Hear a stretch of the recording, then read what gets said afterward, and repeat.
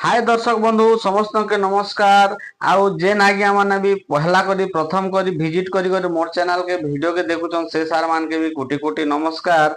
आउ आज गोटे खुशीर कथा आज्ञा आपण मान के जणाबा के चाहूचे हमर जनसाधारण हमर लाभ का जे सरकार गोटे माने बहुत खुशी खबर गोटे आनी छन जे केन लोक मान के 4 डिसमिल जगह दे करी जमी पटा बंटन करबे सेटा आसन सुनमा देबे सब किछि सुविधा करबे से जिनिस नै करी माने डिस्ट्रिक्ट सारा जिला सारा सर्वे चालान आउ कलेक्टर के हमर जिलापाल मान के गोटे चिट्ठी हिचे आउ केन मान के दिया जिबा काना करबा आज्ञा आपण मान के सब डिटेल्स एने पेपर माध्यम रे वीडियो बने से आपण मांगे सब देखामी।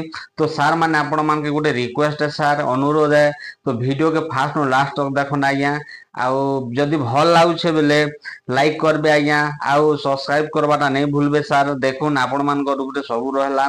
तो चलो जिमा आज्ञा बेसी कथा हबाटा ठीक नै से आउ हमर वर्तमान रो मंत्री नित्यानंद गंड आज्ञा महाशय आमर जिलापाल मान को काना कही चिट्ठी लिखिछन से विषय आमे पुंखानुपुंखा पढ़ी नवा आज्ञा। तो चलून वीडियो के पेपर के स्टार्ट करूछे आज्ञा। राज्य रे आगामी 5 वर्ष परे केही रहिबेनी भूमिहीन और बासहीन ग्रामांचल रे पटा नथिबा हिताधिकारी गरीबंकु 4 डिसमिल लेखाए जमी पटा प्रदान करा जिवो। सरकारी जमी रे दीर्घ दिन धरी रहितिबा हिताधिकारी माननकु मध्य 4 डिसमिल लेखाए जमी दिया जिवो। एने सूचना देइछंती राजस्व मंत्री सुरेश पुजारी। तो देखन आज्ञा हमर नित्यानंद मंत्री आज्ञा काना माने हमर जिलापाल के चिट्ठी लिखिछन से विषय रे पढ़ी नमा। तो देखन आज्ञा श्री नित्यानंद गंड मंत्री विद्यालय एवं गणशिक्षा अनुसूचित जनजाति और अनुसूचित जाति उन्नयन संख्यालघु संप्रदाय और पछुआ वर्ग कल्याण सामाजिक सुरक्षा और भिन्नक्षम सशक्तिकरण ओडिशा एतकीटा विभाग ने हमर नित्यानंद गंड सार हमर वर्तमान रो मंत्री अछन। आउ इयाडे काना लिखा हिचे आज्ञा देखन दूरभाषा कार्यालय 0674253691 ई नंबर आपण कॉल भी दूरभाषा माने फोन नंबर जेंटा दिया हिचे सेटा कथा ही पारबे। पत्र संख्या 130 तापरे भुवनेश्वर तारीख 2/8/2024 एटा 2024 रे एटा सेंड कलाटा आज्ञा। तापरे देखन माननीय ओडिशा समस्त जिलापाल तथा जिला मजिस्ट्रेट विषय भूमिहीन एवं बासहीन भिन्नक्षम परिवार मानक चिन्हट एवं विभिन्न योजना रे प्राथमिकता आधार रे एक समय सीमा मध्य रे स्वतंत्र अभियान द्वारा सेमानक अंतर्भुक्तिकरण संपर्क रे देखन आज्ञा जेन माने भिन्नक्षम अछन आ जते भी जनसाधारण संचार पाके जमी फमी निया से विषय ने जमी दिया जो बोली ना निगानो जिलापाल के माने चेक करो वेरिफिकेशन करो तर्जमा करो और तापर मान के दिया जिवा बोल करी ना कहउछन।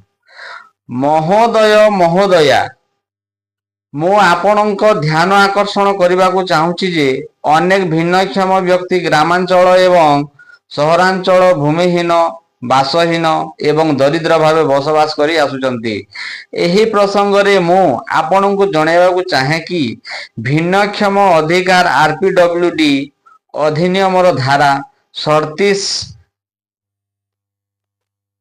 अनुसार भिन्नक्षम व्यक्ति को जमी एवं गृह बंटन 5% संरक्षण रही अछि। एही अधिनियम अनुसार समाजर भिन्नक्षम व्यक्ति मानकर उपयुक्त जीवन धारणर मान बजाय रहिबा आवश्यक।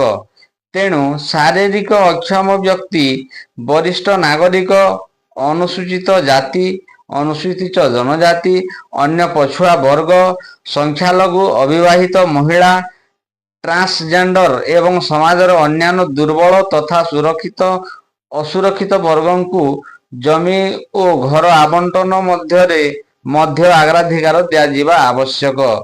आवंटन करने समय रे भिन्नक्षम एवं वरिष्ठ नागरिक परिवार गुड़ी को प्रथम महला किंबा तल महला रे घर बंटन करा जिबा दरकार।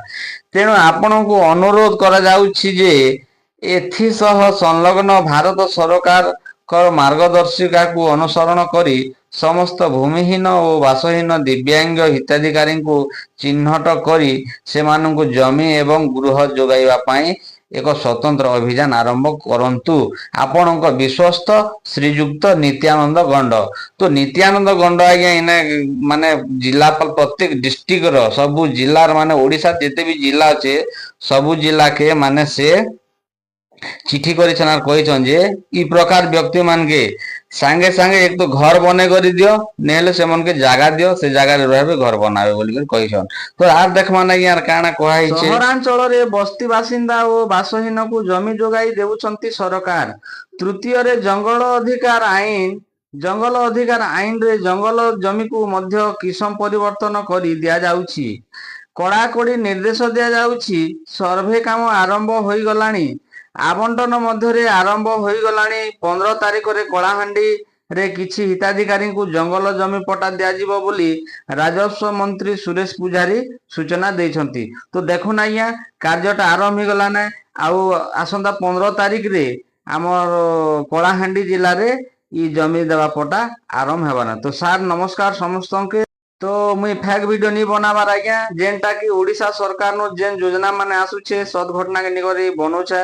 तो आपण मान के नमस्कार सर निवेदन फास्ट टू लास्ट तक वीडियो के देखुन आउ सब्सक्राइब लाइक आर कमेंट करन आज्ञा। तो आर भी एंता वीडियो माने आनबी चलन आपण मानकर पाई मोर पाई भी है। तो नमस्कार आज्ञा शेष थर चैनल के सब्सक्राइब करन आज्ञा लाइक करन धन्यवाद सर।